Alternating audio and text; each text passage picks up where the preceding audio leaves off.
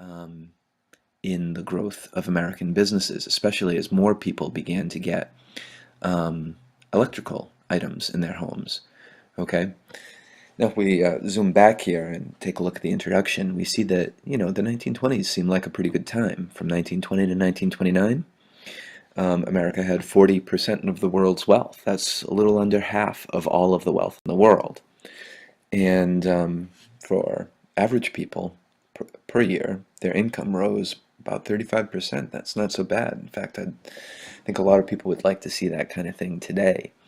So the beginning of the 1920s, they're making about $522 a year, and by the end of the 1920s, making about $705 a year. And of course, things cost differently back then. If you look at like the differences in getting a washboard, for instance, that's only $5, but an electric washing machine costs 150. So notice the price goes up, but the amount of labor that is required to do these things goes down.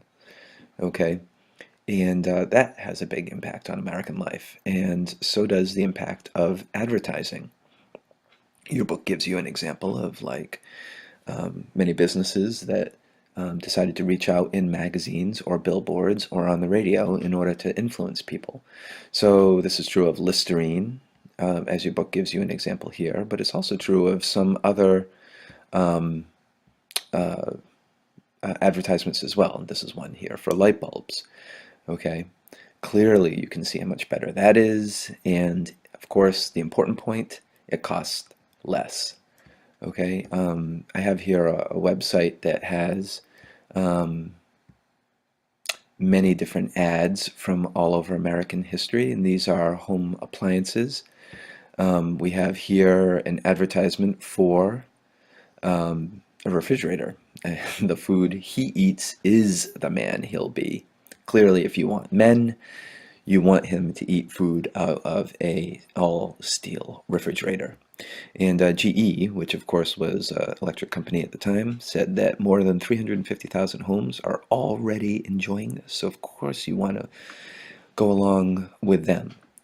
And let's take a look at a couple other ads just very quickly. Maybe we'll take a look at some food ads from the 1920s, and perhaps some Campbell's soup. Of course, everybody knows everybody needs soup.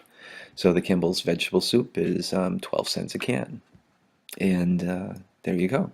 Lunch, dinner, supper.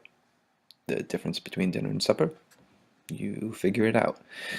Um, and let's see, do we want pork and beans? No, maybe some cereal. Okay, so if we're looking at a cereal advertisement here, something she has that many women lack, a magic greater than beauty itself. It sounds poetic and romantic, and apparently these people assume so because it has something to do with eating Post's bran flakes. And apparently, if you read in here, you probably figure that out. It is an ounce of prevention, which of course is the same argument and advertisement that many people who use brand today use. So not much difference. Advertisement influences Americans to buy more, but it also does something else. It points out peer pressure in trying to convince Americans that they need certain things. And we're going to take a look at that, specifically in electrical appliances. Okay, your book goes on to talk about some of these appliances by pointing out that number of electrified households grew. This is true, although even some households in the 1950s and 60s didn't have electrical power. In fact, my grandmother living in Fairhaven on a farm, or near a farm in Fairhaven, didn't have electricity until the mid-1950s in her house.